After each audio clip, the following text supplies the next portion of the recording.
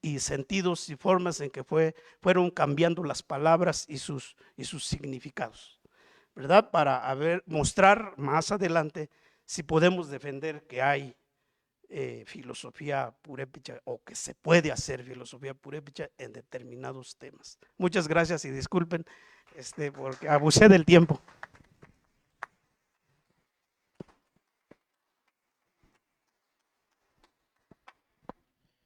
La siguiente participación será a cargo de Víctor Hugo Valdés Pérez, quien presentará el lugar de Paul Ricoeur en la hermenéutica, el pluralismo cultural y la posmodernidad, perspectivas para un enfoque desde la filosofía michoacana de nuestro tiempo.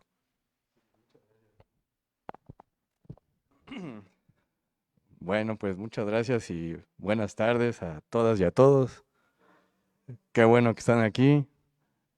Y yo la verdad estoy bien a gusto en este sillón. Y pues también muy contento porque es un deleite escuchar todo esto, ¿no? Y algunos que ya he escuchado y algunas de toda la vida, otros que hemos trabajado y también estoy descubriendo nuevas voces y de verdad pues es que, pues ya yo lo he dicho, la filosofía ya lleva el amor en el nombre. Entonces es imposible, ¿no? Pasársela bien aquí en la facultad. Y eso porque me gusta mucho lo que dice Celerino. Siempre, este, todo lo que él expone, igual de filosofía purépecha, me resuena muy bien y felicidades, doctor. También aquí, ha estado Raúl Mejía, pero él tal vez fue tu alumno. Pero también aquí están ellos, mira, está Migue, ¿verdad? Felicidades. También, pues ahora he estado descubriendo lo que escribe la maestra Gloria Cáceres, está padrísimo. Lo que hace Laura y cómo recuperan también a la doctora Fernanda Navarro. Y digo, pues la tía de todos nosotros. Hasta ahorita le estamos haciendo justicia y está bien. Y bueno, pues yo les voy a plantear ahora el tema de Paul Ricoeur. Pues muchas gracias también a Alfonso Villa que me invitó y pues yo como a todo digo que sea la primera. Pues aquí está mi texto. Pues Paul Ricoeur, porque es la materia que doy en octavo y en séptimo, ¿no? Entonces esto sería previo a la materia de Freud y Ricoeur, pero también este semestre me toca ofrecer Freud, Jung y Lacan, o filosofía y psicoanálisis, pero si ven todo es en relación a Freud y al psicoanálisis. Y así fue como yo llegué a Paul Ricoeur, aunque también ahorita en lo que leo la ponencia voy a mencionar otros caminos por los que llegué. Y bueno, pues lo voy a leer, miren. La figura de Paul Ricoeur en la hermenéutica, el pluralismo cultural y la posmodernidad ocupa un lugar central en las discusiones filosóficas contemporáneas porque su pensamiento ofrece herramientas decisivas para comprender las transformaciones epistemológicas, éticas y políticas que han marcado el tránsito hacia una filosofía más consciente de la diversidad y la complejidad del mundo actual. En una época en la que las certezas universales se ven cuestionadas y la multiplicidad de voces culturales reclama reconocimiento, la hermenéutica riqueriana proporciona un marco interpretativo capaz de integrar esa pluralidad sin caer en el relativismo absoluto ni en la rigidez dogmática, cosa que es muy necesaria en la reflexión de la sociedad y la cultura moreliana, ¿no? Y michoacana de estos días. Su énfasis en la interpretación como mediación entre el yo y el otro, entre el texto y la experiencia, entre la tradición y la innovación, permite pensar la identidad y el sentido como procesos dinámicos, abiertos al diálogo y a la disputa, pero también orientados por la búsqueda de comprensión mutua. En este contexto, el aporte de Ricoeur al pluralismo cultural resulta especialmente relevante. Su noción de identidad narrativa ofrece un modo de articular diferencias sin disolverlas, claro, mientras que su ética de la solicitud y de la justicia plantea criterios para convivir en sociedades marcadas por la diversidad, que es pues, como en la que vivimos aquí todos los días, aquí en Morelia. Asimismo, su reflexión sobre la posmodernidad, lejos de asumir una postura de rechazo o entusiasmo acrítico, propone una vía intermedia que reconoce tanto la crítica posmoderna a los grandes relatos como la necesidad de mantener horizontes de sentido y de responsabilidad. De este modo, la obra de Ricoeur se convierte en un punto de referencia indispensable para quienes buscan comprender cómo la interpretación, situada en un mundo plural y fragmentado, puede seguir funcionando como fundamento de la comprensión humana y como orientación para enfrentar los desafíos culturales y políticos de nuestro tiempo. Así es como presento este tema. Y miren, son 3 aspectos que quiero platicar con ustedes. El lugar de Paul Ricoeur en la hermenéutica, el pluralismo cultural, y la posmodernidad y el pensamiento de Paul Ricoeur, pero más que nada para incidir en qué podemos hacer nosotros como filosofantes aquí en el Michoacán actual, ¿verdad? Bueno, como antecedente de esto, miren, de esas cuestiones que digo, no sé por qué estuve ahí, pero estuve. Un concierto de black metal que hicimos en Cheranástico, pero hace casi 25 años, doctor. Estábamos con un grupo, Shub Nigurat, ya no existe, de México, y Quimera, si se acuerdan. No sé por qué fuimos a dar allá, pero estábamos ahí. Padrísimo. Sí, sí. Entonces, sí, lo supimos. Y bueno, yo cantaba en latín y en sumerio y en inglés. Y así tuve la oportunidad de conocer ahí de cerquita. En otra ocasión también, miren, subiéndome al Paricutín, literal. O sea, el Paricutín te puede subir con tenis, pero a medio camino van a quedar como, perdón la expresión, como torta del mago, rotos, ¿verdad? El Paricutín es eso, subirte a romperte los pies con las piedras, ¿no? Pero también en la iglesia de los conejos, esto es lo que quiero señalar. O sea, miren, ahí tenemos la idea de que y venden unos taquitos con tortilla verde muy ricos y está muy padre. Ahí la narratividad del pueblito donde salió el volcán y todo eso. Pero mira, párate tú ahí con una mirada distinta a la de los pueblos originarios y pregúntate qué hace una iglesia ahí con el frontis casi del tamaño como de la Catedral de Morelia. Quienes han estado ahí no me van a dejar mentir. El tamaño de esa iglesiota a mí no me da como para un encono indígena muy chiquito. Me pregunto, ¿qué hubo ahí? ¿Qué hubo ahí? Porque si de ese tamaño estaba la iglesia, ¿de qué tamaño estaba la plaza? Y si todas esas plazas estaban diseñadas de acuerdo al modelo de la ciudad de Dios, ahí debió haber habido la casa de un rey, debió haber habido un hospital o una escuela o una explanada grandota. Eso está abajo del volcán, ¿verdad? Bueno, la mirada distinta de otras culturas, ahí es donde entra Paul Ricoeur. Cómo se ve el mismo lugar desde formaciones distintas. Paul Ricoeur se consolida como una de las voces más relevantes en el desarrollo de la hermenéutica en el siglo XX, no solo por la profundidad de su obra, sino por su capacidad para articular tradiciones filosóficas distintas en un proyecto interpretativo amplio. Su propuesta hermenéutica se distancia de las aproximaciones clásicas centradas en descifrar el sentido literal de los textos para desarrollar una visión más compleja donde interpretar implica entrar en un diálogo continuo con la propia condición histórica, lingüística y cultural del intérprete, cosa que también mencionaba en su ponencia sobre historiografía, el estimado doctor Bernardo, ¿verdad? La hermenéutica riqueriana introduce la idea de que interpretar es siempre un ejercicio de segundo grado, es decir, la interpretación de la interpretación. Y ahí es donde está Bueno, con esto Riquer señala que el significado de un texto no se presenta de manera inmediata, más bien se despliega a través de capas de lectura que se van sedimentando a lo largo de la historia y que cada intérprete realiza desde su propio horizonte. Así es como, pues me animo a compartirles estas cosas que he visto, por ejemplo, ahí en San Juan Nuevo, en San Juan Viejo, perdón. Y pues ya después también me gustaría seguir preguntando qué sucede con el templo de Zamora, ¿verdad? Que también hay una narrativa oficial que apenas se acabó el siglo pasado, pero si ves, sí conviene preguntarnos qué hace una iglesia con una arquitectura del siglo X perdida ahí en Zamora, ¿verdad? Igual hoy no vamos a tener tiempo, pero ahí está la cuestión. Dentro de este marco teórico, Paul Ricoeur introduce dos modos de aproximación interpretativa que han dejado huella profunda en el pensamiento contemporáneo. Lo voy a resumir así.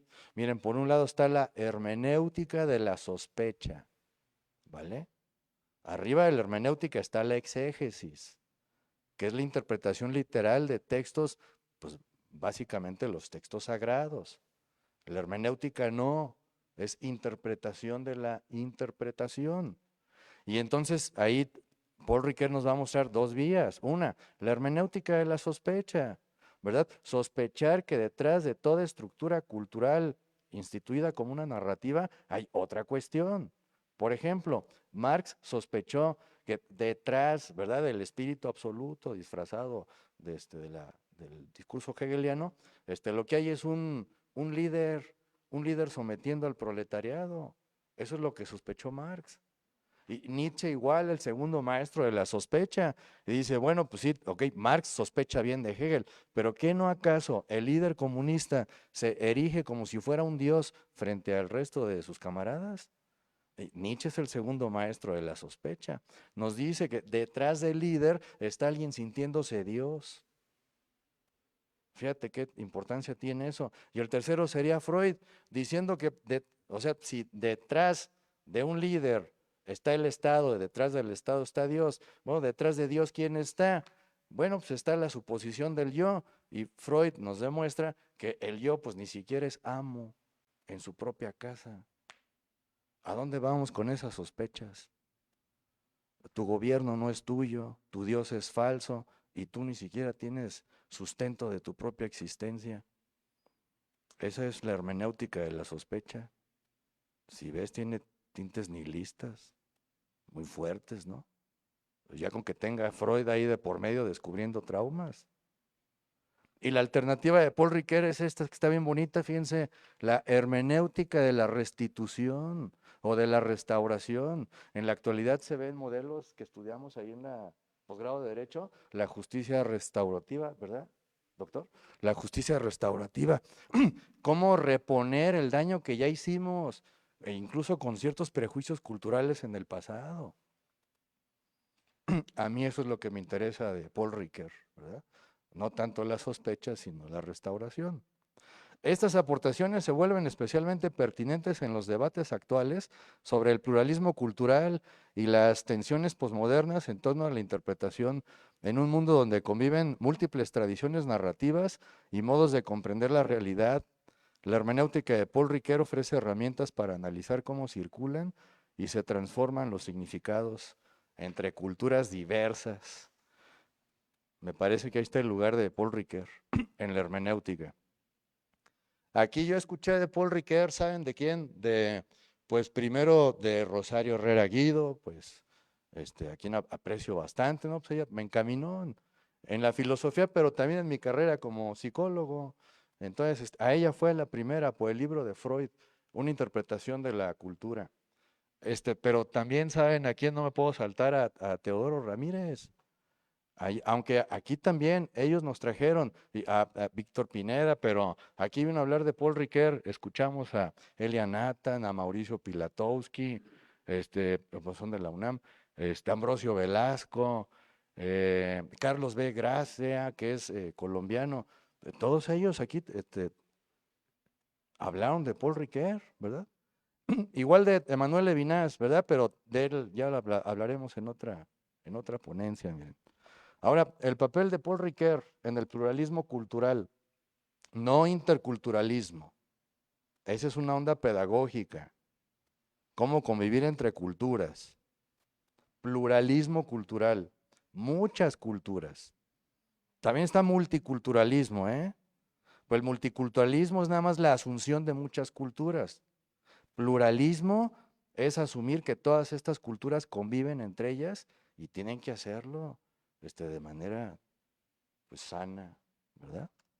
El pluralismo cultural en la filosofía de Paul Ricoeur constituye mucho más que la coexistencia pasiva de tradiciones diversas, se configura como un ejercicio hermenéutico en el que cada cultura se abre a la interpretación del otro sin renunciar a la solidez de sus propios marcos simbólicos.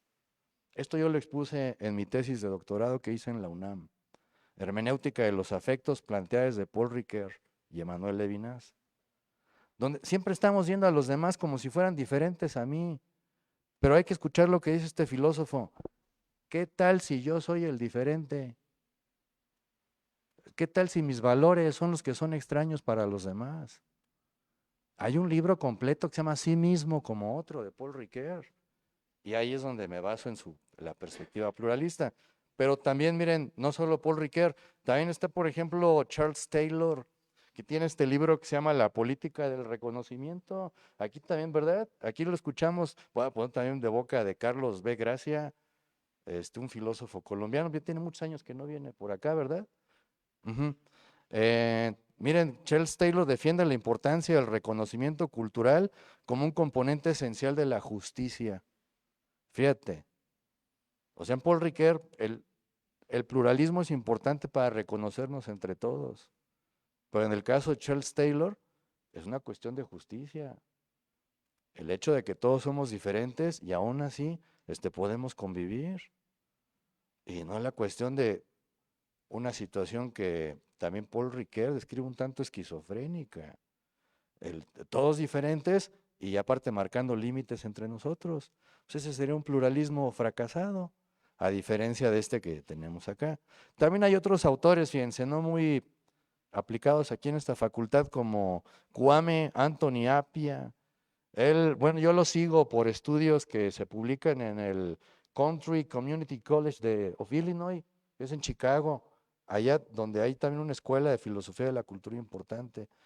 Ahí escribimos el artículo con Fernando Castel sobre Jacobo Daciano, doctor, el evangelizador de Zacapu, que no era español, era el hijo de los reyes católicos de Dinamarca, y aquí, fíjate, vino a educar. Me pongo chinito de hablar de eso. Ayer platicábamos en el coloquio de licenciatura la castellanización del purépecha, pero gracias a gente como Jacobo Daciano también hay galización y germanización. Bueno, muchas gracias. Ahí está. Ya, el último punto, fíjensela, sobre la posmodernidad. Porque miren, para que estemos tranquilos, cuando aquí dice la filosofía michoacana de nuestro tiempo. ¿Ya? ¿3 minutos? 5, está bien. Me refiero a nosotros, los filosofantes, filósofas y filósofos de aquí, ¿sale? Desde 1999, aquí he dado el seminario de filosofía novohispana. Ahora sí ya sonó mucho la ahorita. Y aquí hemos estudiado a Alonso de la Veracruz, a Vasco de Quiroga, a Bartolomé de las Casas, a Tomás de Mercado, Ignacio Ramírez, a Miguel Hidalgo. Hay un montón de filosofía y a veces no nos damos cuenta. Pero aquí los que seguimos nosotros y nosotras es lo que podemos hacer en estos nuevos tiempos de pluralidad cultural, donde se ocupa mucha interpretación de las narrativas culturales y sobre todo el ambiente que la posmodernidad nos ha dejado. Voy a leer la conclusión. Son 200 palabras.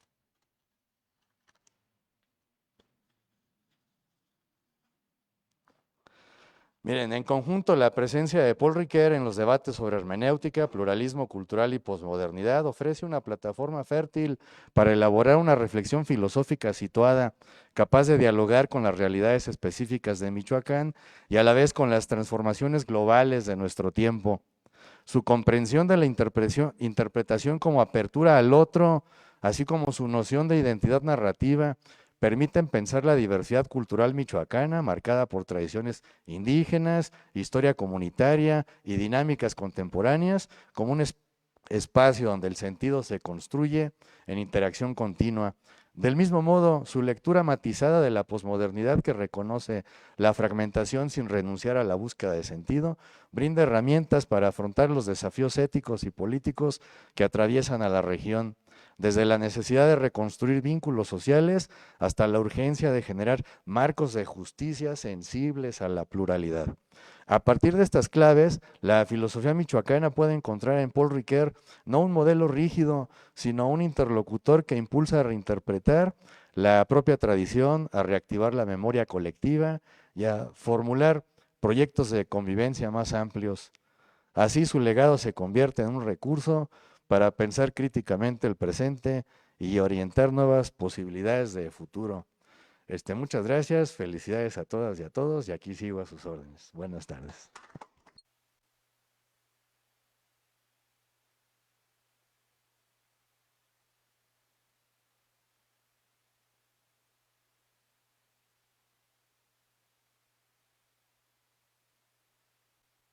Finalmente tendremos la participación del doctor José Alfonso Villasánchez y presentará la crítica al humanismo en Emanuel Ferreira. Adelante, doctor. Muchas gracias, Raúl.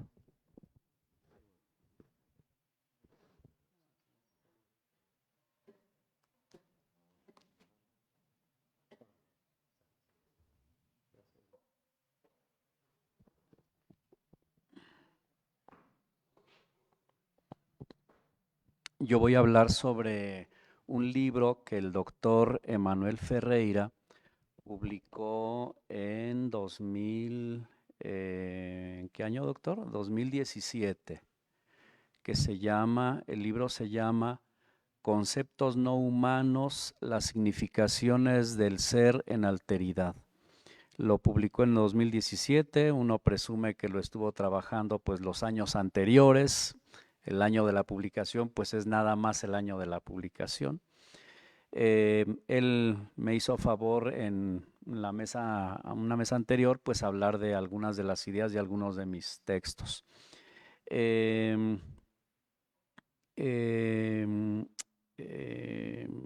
Pues yo en su momento leí ese libro,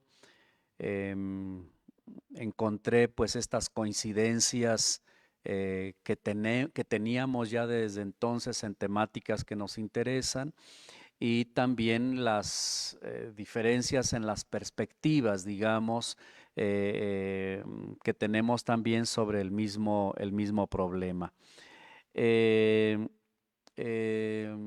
que esto no te desilusione, mi querido Emanuel, porque en el año 2021 yo publiqué una reseña sobre este libro en la revista de filosofía de la Universidad Iberoamericana en 2021, que está en línea, pueden ver ahí la reseña. Y ahora que volví sobre el libro porque tenía ganas de recuperar ideas, de madurar ideas y tal, volví a revisar la reseña y entonces siento como que ahora sí le entendía la reseña. Y luego además sucedía que yo había cerrado ese libro sobre el que Manuel habló en la mañana, de Saber, Realidad y Logos. Entonces caí en la cuenta de que hablando de tu libro, Manuel, estaba yo también hablando de mis propias ideas, de lo que en ese momento estaba yo pensando. De manera que tomé la decisión de releer la reseña y de volver a meditarla, y es la que voy a leer ahorita, la reseña. Por eso digo que espero no desilusionarte, porque tú ya la conoces, los demás no la conocen, pero además estoy muy sorprendido de las confluencias que ahora veo con muchísima más claridad, al mismo tiempo que de las divergencias. Dice así, es breve, no los voy a aburrir mucho tiempo, es breve, dice así: la filosofía del siglo XX fue haciéndose sobre varios derroteros que tienen de fondo la motivación común por la necesidad de remontar el ámbito de la representación. Yo ya estaba con esas broncas de la representación. Lo anterior, en un abanico que va desde la esfera epistemológica y científica hasta la política, pasando por la esencia del arte y la de la propia técnica, comprendida por Heidegger no como mero instrumento, sino como un ámbito en el que el sentido del ser del ente se ofrece de suyo de una manera precisa. Además de Heidegger, también como depositario de la herencia venida de Kierkegaard y de Nietzsche, deben inscribirse en esa lista de filósofos antirrepresentacionistas a Merleau-Ponty y Emmanuel Levinas. El estudio de Emanuel Ferreira se inscribe ya hacia el final de la segunda década del siglo XXI, era 2017, en esta estela, mediando entre ambos herederos de Husserl y del propio Heidegger. Ferreira tiene la audaz pretensión de ser más radical que ellos, al romper desde el interior la filosofía moderna que identifica ser y pensamiento, concediéndole la iniciativa siempre a la realidad, al ser, y no a la razón. Entonces, remontar la filosofía de la representación significa también horadar la identidad que nivela ser y pensar. La investigación del doctor Ferreira tiene claro el objetivo de remontar el ámbito de la representación, tal como se fue consagrando en la historia intelectual de Europa en la época moderna. Cito a Ferreira. Lo que aquí se presenta es una crítica al pensamiento conceptual de la representación, abstracción y objetividad, centrado en la conciencia subjetiva y producto de esta. Característico de la filosofía occidental moderna, que trabaja con unidades de comprensión bajo la fórmula de identidad, que por su modo de ser, al formalizar y constituir conceptos, pierde la esencia vital de la realidad que piensa, porque la reduce a una creación propia de la artificialidad del pensamiento, es decir, rebaja la realidad viva a significaciones muertas, reduce la presencia del ser a representaciones, las formas a expresiones propias del ser con mayúscula, a conceptos del pensamiento humano, la otredad del ser con mayúscula a la mismidad del pensamiento. Hasta ahí la cita de Ferreira. Estos renglones condensan muy bien el programa de trabajo, lo que en él se pretende someter a crítica y la propuesta que de ahí emana. El pensamiento moderno es conceptual, abstracto, objetivante. En una palabra, reductivo de la riqueza, la profundidad y la complejidad del ser.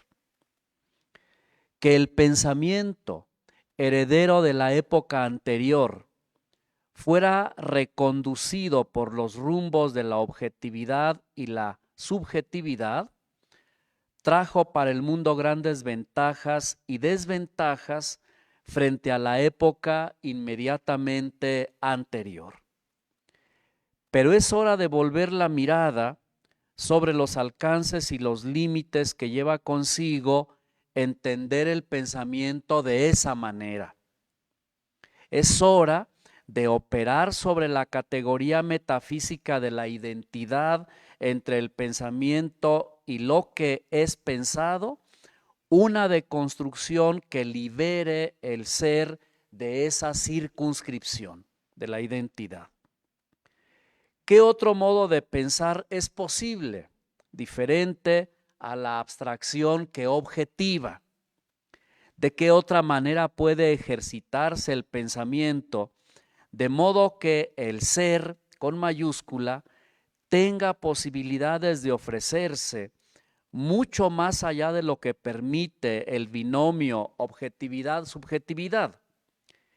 Esto es precisamente lo que ya no está tan claro, porque acusados los conceptos abstractos de ser significaciones muertas, se pretende una filosofía que piense con base en significaciones vivas.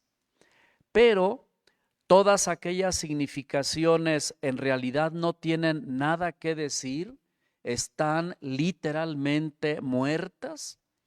Una afirmación tan fuerte requiere matices en su audacia. ¿Qué tipo de pensamiento se pretende ofrecer con la expresión de significaciones vivas de Ferreira? No unas construcciones del pensamiento subjetivo, sino, cito a Ferreira, las formas del ser en estado de otredad que interrumpen tanto el pensamiento, rompiendo todos los esquemas de la subjetividad, como a la realidad del ser del aparecer, agrietando el fenómeno, acaeciendo en su elemento esencial, en movimiento presencial, vivo, real, en energía fluyendo desde su propia alteridad. Hasta ahí la cita. A la fórmula de la identidad que le exige el pensamiento al ser, a través de su objetivación, se le enfrenta la fórmula que pretende pensar el ser con mayúscula en estado de otredad, es decir, el ser en tanto que otro, el pensamiento que lo piensa y más que ese pensamiento. El ser ofrece significaciones vivas, pero ¿a quién se las ofrece? No a un hombre que es un sujeto individual y racional, pero tampoco ofrece de sí su aparecer, su presencia fenoménica. Lo que se ofrece es su riqueza, se ofrece de suyo, su realidad, su movimiento, su energía, en suma, su radical alteridad respecto del pensamiento que lo piensa, incluso cuando lo que es tiene la fortuna de venir de expresiones vivas, conserva su alteridad radical respecto de esas expresiones, porque es más que lo que ellas expresan. Lo que es ser con mayúscula y el pensamiento tienen un punto de cruce por el que el pensamiento es pensamiento, pero no puede decirse lo mismo respecto de lo que es, pues la esencia del ser no es ser pensado. El ser es otro que el pensamiento, aunque tal cosa sea posible solo en el pensamiento. El binomio ser-pensamiento está desnivelado ontológicamente por la densidad omnicomprensiva del ser sobre el propio pensamiento, pues es la realidad del pensamiento la que depende de la realidad de lo que es y no al revés. ¿Cómo se le puede llamar a ese pensamiento que, no dependiendo de sí mismo, depende de la realidad de lo que es? Cito a Ferreira. Podemos llamarle pensamiento del afuera, porque piensa el afuera de la conciencia. Pensamiento abierto, porque se abre a lo otro que el pensamiento. pensamiento en otredad, porque tiene como piedra angular las formas del ser en su condición de ser otra cosa que una significación producida por la subjetividad. Dicho pensamiento se da cuenta de que aquello que está presente ante él no tiene la formalidad que comúnmente él construye o produce. Pero más puntualmente, sigo citando a Ferreira, más puntualmente podemos llamarlo pensamiento interrumpido, porque no es un movimiento del pensamiento, sino un movimiento de la realidad en el que la otredad radical irrumpe ante el pensamiento, mostrando su ser. Hasta ahí la cita de Ferreira. Los apelativos para el pensamiento que intenta esta filosofía, del afuera, abierto, en otredad, interrumpido, etc., subrayan que es el ser quien irrumpe en el pensamiento, o, según la expresión de Zubiri, que en la intelección es lo real, por su propia iniciativa, lo que se hace presente en la inteligencia. ¿Por qué la expresión que remite al eclesio de pensamiento interrumpido parece ser la mejor para un pensamiento que quiere reconocer los excesos de ser negados por el pensamiento abstracto y conceptual? Por lo siguiente, y cito a Ferreira: el pensamiento es intervenido por las formas del ser en estado de otredad, momento en el que el absoluto establece una relación, sí, pero una relación de desfase, de desajuste, de quiebre, porque no articula una correlación continua e identitaria. Relación desencajada en la que, sin embargo, el ser le hace comprender algo otro al pensamiento, algo que viene desde el ser, su elemento esencial, y se lo hace aprender como una escena de realidad. Hasta ahí la cita de Ferreira.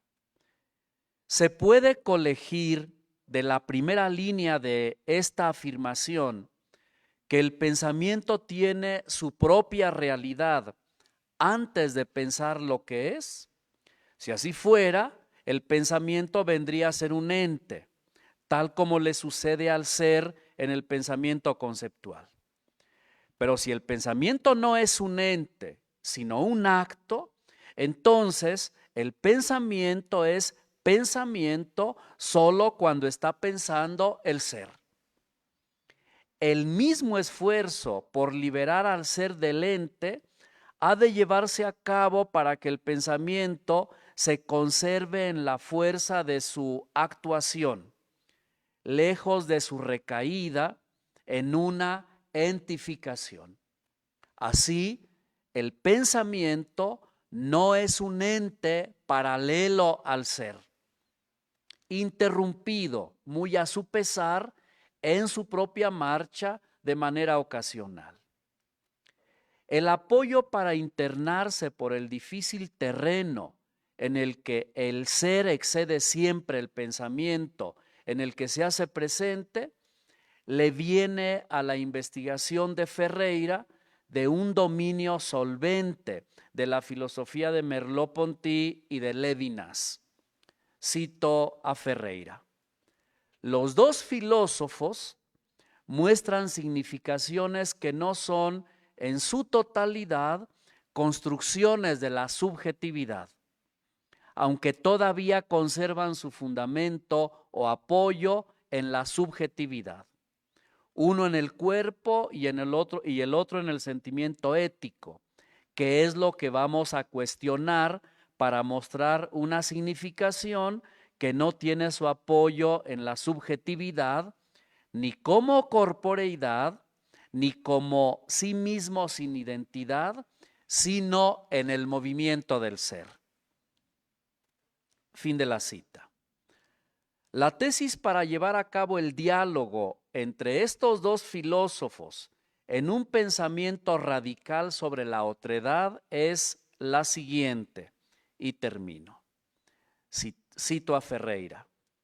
A pesar de las diferencias radicales entre ellos, hay una similitud en sus filosofías, en el aspecto de que ambos expresan filosofía de la no identidad. El primero, una racionalidad de la ambigüedad entre identidad y otredad, o filosofía en estado naciente antes de la identidad, y el segundo, una racionalidad de la alteridad que opera bajo la fórmula de lo sin identidad. Fin de la cita. Termino con estos 3 renglones. La crítica a estas dos posturas deviene en Ferreira en esta arrojada propuesta de unas significaciones no subjetivas, no humanistas del ser en alteridad. Muchas gracias.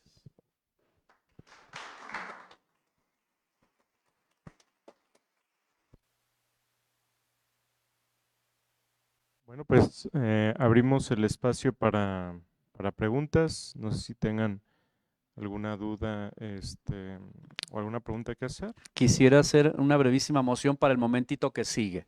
Quisiera pedirles que hiciéramos preguntas muy puntuales y que las respuestas fueran también muy concretas, nada más por el siguiente motivo. Hemos estado 3 días ya metidos aquí y algunos ya estamos apenas. Y también quiero decir lo siguiente de una buena vez. Me gustaría, Celerino, doctor, estamos aquí en confianza en la sala de la casa. Me gustaría, doctor, que pudiéramos organizar, a ver, esta te la voy a aventar a ti, pero a los amigos y colegas que están aquí también purépechas. Porque lo que te quiero, ¿cómo se llama? El anzuelo que te quiero aventar es que tengamos en el mes de febrero unas jornadas que lleven por título Saber Purépecha y Recreación Filosófica o algo así. Ya lo platicaremos. Porque lo que tú haces aquí, primero me da mucho gusto tenerte de vuelta en la academia, de verdad. Qué bueno que ya anduviste qué bueno, pero necesitamos que alguien piense bien eso. Me da mucho gusto tenerte de vuelta en la academia. Entonces, lo que te estoy aventando es que tengamos unas jornadas en el mes de febrero que sean algo así como Saber Purépecha y Recreación, que tomé una expresión que tú tienes ahí, pero tú pusiste filosofía y saber purépecha. No, primero saber purépecha y la recreación filosófica que podamos hacer con eso. Y ahí que participen todos los colegas y compañeros que trabajan estas cosas desde diferentes áreas, ¿verdad? Entonces, te la suelto, se la suelto a los demás. Muchas cosas no las podremos discutir aquí, pero ahí podemos tener las jornadas de los días que quieran para que discutamos todo lo que queramos discutir. ¿De acuerdo? Entonces, insisto en eso, que podamos tener el momentito ahorita más bien breve para que podamos clausurar y los que ya están muy cansados porque han estado aquí metidos los 3 días, pues ya puedan respirar. Adelante.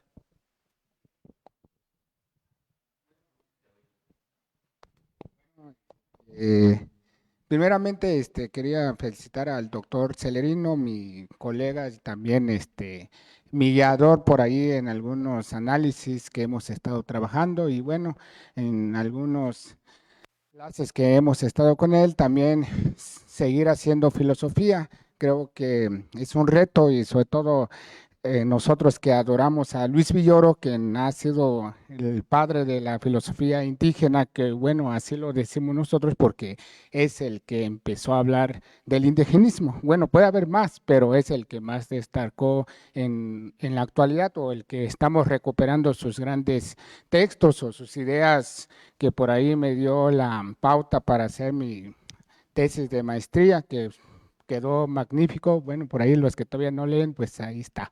Bueno, ahí nomás decirle que no es un trabajo fácil, la que está haciendo Celerino, nos ayudamos mutuamente en las traducciones, en análisis lingüístico, porque pues no es fácil hacer un trabajo de ese índole, sobre todo leer a Villoro, pues aunque él escribe muy, no tan difícil, pero sí tiene conceptos pues complicados. Por sí, filosofía es complicado, ¿verdad?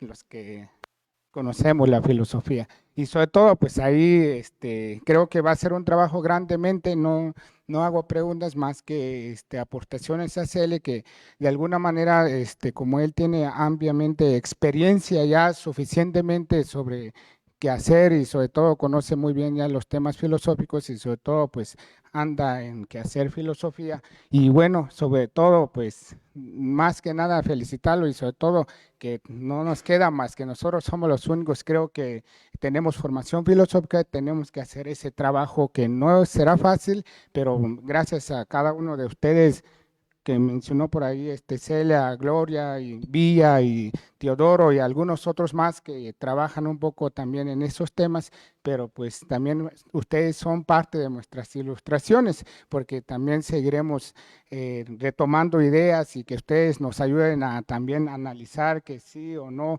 para que quede también de una manera más auténtica algo que queremos proponer por lo que Cele ya está haciendo y eso será algo bueno para nosotros dejar a nuestras futuras generaciones o a los que vienen y quieren hacer filosofía purépecha, porque eso nadie lo ha trabajado y nadie pues se interesa a la filosofía, pues como ustedes dicen o muchos preguntan eso qué es, ¿no? Siempre eso qué es. Y bueno, los que ya estamos aquí en este barco, pues hay que seguirle y más que nada Cele, pues enhorabuena, hay que seguir haciendo estas filosofías.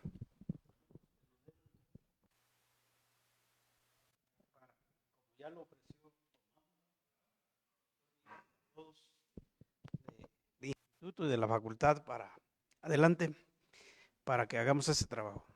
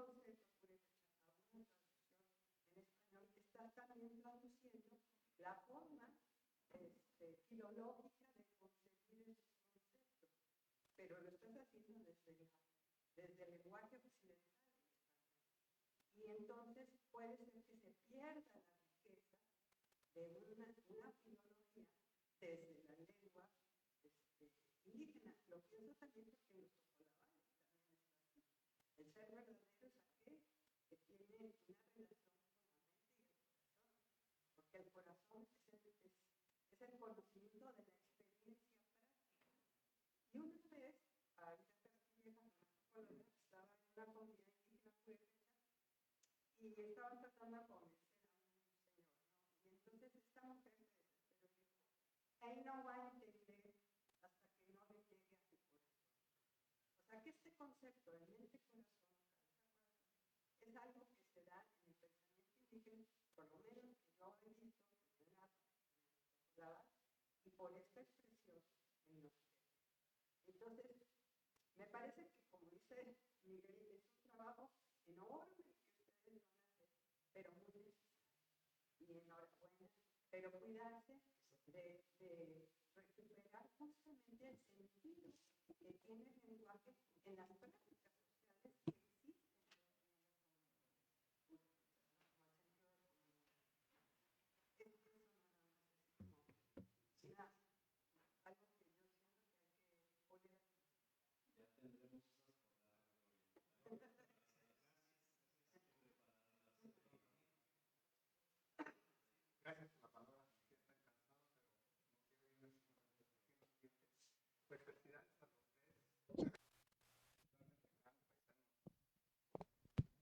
Celerino, Tata Celerino Cruz, Felipe. Yo creo que lo que dice la maestra Gloria tiene razón. Creo que Pitágoras fue el quien inventó la palabra de la filosofía como amor, ¿no? A la sabiduría. Pero yo creo que este amor, ¿verdad? Es el que siguieron los grupos, las comunidades americanas, ¿verdad?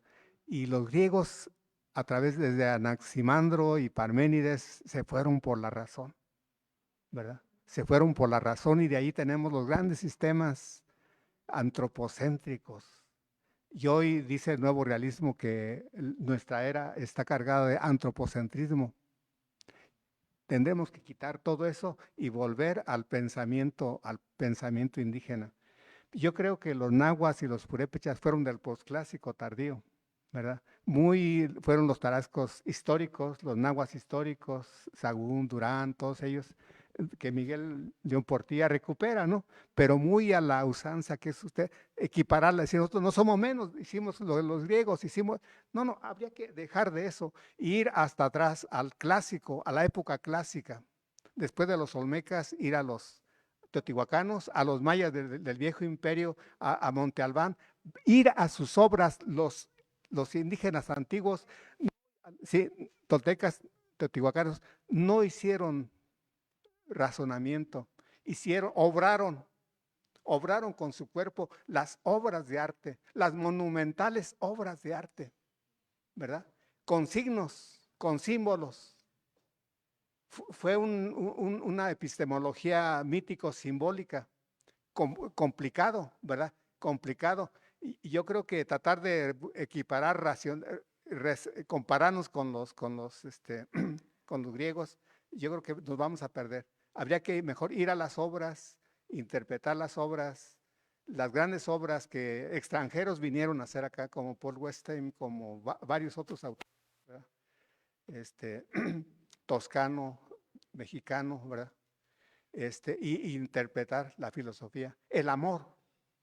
Los antiguos adoraron a través de las pirámides, no hicieron filosofía, adoraron, hicieron culto, no a un Dios antropocéntrico, sino a un Dios demoníaco, terrible y tremendo, pero sublime a la vez, ¿no?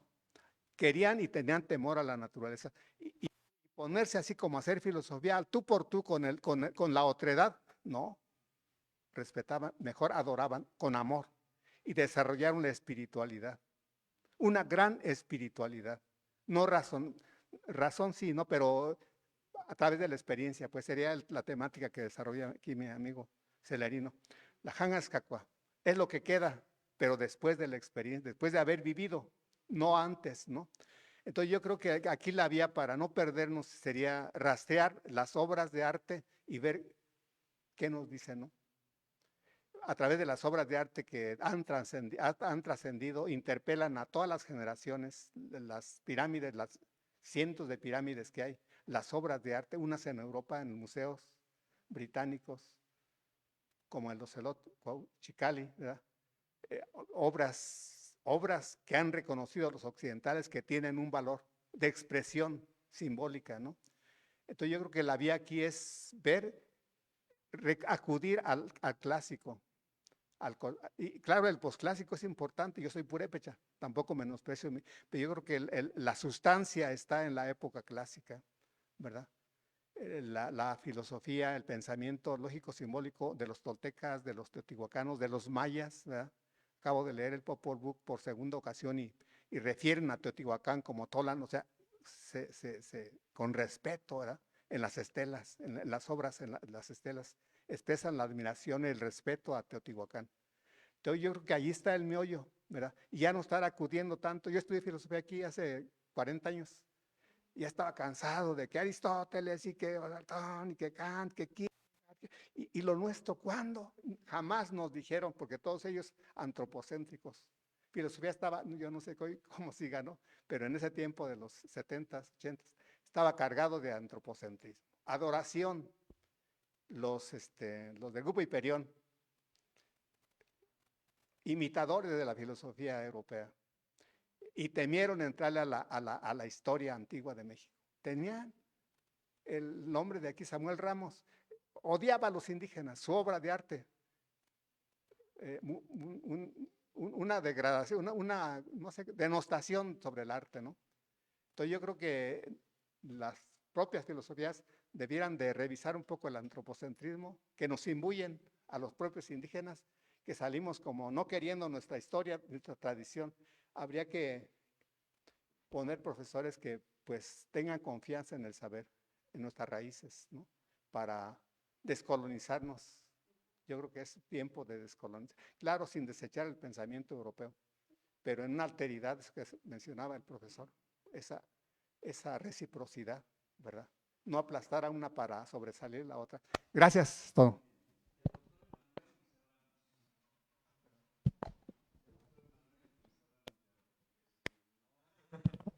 Sí. Yo ya hablé mucho en la mañana, así que no hay problema. Ya nada más agradecerle al doctor Alfonso por la reseña que hizo de mi libro y todas sus palabras y atenciones. Y pues traigo aquí unos ejemplares que encontré en el librero que me quedaron por ahí. Por si alguien quiere, pues con mucho gusto aquí están para ustedes. Muchas gracias, doctor.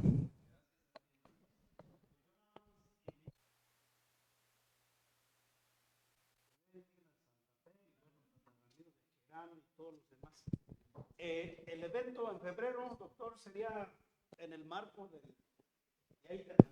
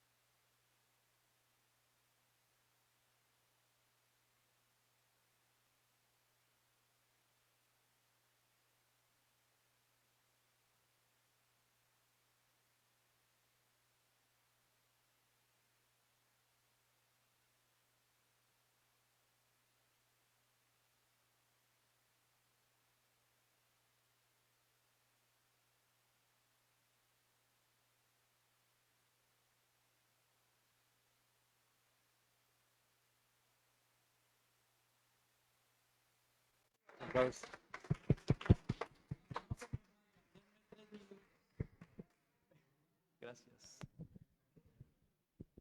No se me vayan. 3 minutos ya para cerrar.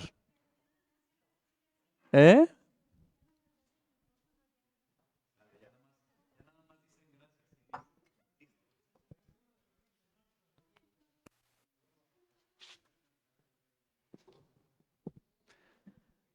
Bueno, pues ya cerramos con esto. Muchísimas gracias a todos. Yo quiero que esté aquí la doctora Elena María y la doctora Ariadna, pues porque la organización de estas cosas pasa por su trabajo y por todo lo que tienen que hacer.